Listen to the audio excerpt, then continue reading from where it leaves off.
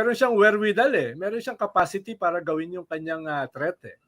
No? Sabi nga ni Las Cañas, sabi nga ni Matubato, ibig sabihin kung ibang tao ang nagsabi niyan, baka pwede mo pang palampasin. Pero dahil si Sara ang nagsabi, nasabi kung totoo yung sinasabi ni Las Cañas, kung totoo yung kanyang testimony, marami rin itong pinatira, di ba? At ipapatira pa.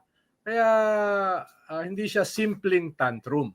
No, hindi siya simpleng meltdown. Talagang manakot. Ngayon, ano ba dapat gawin dito ng gobyerno? Kasi I suppose kikilos na kasi nagsalita na yung presidente, sabi ng NBI, mag-i-issue na sila ng sampina. Pero ano ba dapat yung maging logical conclusion nito, given the gravity of what the Vice President did? Well, ang tingin ko yung ginawa ng Vice President ay itinulak niya yung sarili sa sarili niyang kumunoy. Tingin ko pinalakas niya yung kaso para sa impeachment niya. Tingin ko may dadagdag yan sa articles of impeachment at yung mga nag-hesitate o nagdadalawang isip sa Kongreso at lalo na sa Senado, mukhang naikanto. No? Lalo na yung mga senador na gusto ibalik yung kanyang budget na tinanggal ng Kongreso, medyo magdadalawa, tatlong isip ngayon yan. Dahil kung babalik pa rin nila yan, yung budget na yan, nagmumukhang ibabalik nila yung budget nung nagtetreteng patayin yung presidente, yung first lady, at saka yung speaker. Magkakaroon ng ganung anggulo. Kaya, whether alam ni Sara o hindi, nabawasan niya yung sarili niya ng kanyang mga sympathizers at kaalyado. Both sa House at saka sa Senate. Tingnan mo si Gloria Macapagal-Arroyo, tahimik na. Si Marcoleta na lang yung nagsasalita. No? Si Marcoleta na lang. Mismo si Ungab, tumahimik. Siyempre, iba na usapin kasi pag tinetreaten mo ng assassination, yung presidente, yung first lady, at saka yung speaker. Kaya napilitan na rin magsalita si presidente. Medyo mahaba yung kanyang inaasahan ko siguro mga 3 paragraph, no? Medyo mahaba. No? Mahaba, tsaka video form, video form. Tsaka medyo seryoso, nakakunot yung noo, Yes, di ba? So, tingin ko ang direksyon nito ay the greater possibility ng impeachment kahit kulang na sa panahon. No? Kahit kulang na sa panahon. Hindi lang ito mga kaso. Hindi lang ito mga kaso na pwedeng isampa, no? Yung subpoena, etc., no? Yung sinasabi nilang clear and present danger, active threat, no? Oo nga eh. Isa rin yan sa mga binanggit ko rin sa Blair Witch Project style na komentaryo. Yung meltdown mo. Yung meltdown ka na sarili. Yun nga kung may mga nag-aatubili pa dati ng mga kongresista at saka mga senador, kung susuportahan ba ang isang impeachment proceeding, dito talaga nagkaroon ng dahilan no? Kasi miski tumataya sila kay Sara Duterte, dahil tingin nila siya pa rin yung malakas going to 2028, ang hirap na yatang palampasin ito, no? Mas madali sila ma-convince, mas magagalvanize yung support behind the impeachment complaint, no? Kaso sino yung kikilos, sino yung magsisimula? Kasi mukhang sa House madali yan lalo nagsalita na yung speaker kanina at hindi siya ganun talaga kagaling mag-speech, no? Anyway, that's another story. Sa Senado siguro, I suppose, mas magagalvanize yung support. No? Ano yung different story? Parang paliwanag mo. Hindi kasi yung parang kulang sa practice yung mundot pa no? Parang yung mga supporter ni speaker, okay na, no? Speaker, ang ganda na sinasabi. Kaso ginanatan ka na naman May pahabol pa Hindi kasi maganda yung niya, yung delivery ng kanyang statement kanina no. Medyo hindi niya strong suit yan, yun na lang. Anyway, sa Senado, mukha bang mas magpo-prosper, mas yung likelihood ng conviction in an impeachment trial, mas maganda ba ngayon? Well, problema dyan, maiksi yung panahon, maiksi yung runway. Nung in-impeach si Corona, umabot hanggang Mayo, no? Pero lahat naman yan ay relative Kung didiinan yan, magke-create ka ng atmosphere conducive sa impeachment para sa mga senador. At kung may mga iba ka pang mga pressure points, tingin ko kaya yang gawin in 1 month. Kung kaya yang gawin in a few days sa House, kaya yang gawin in 1 month.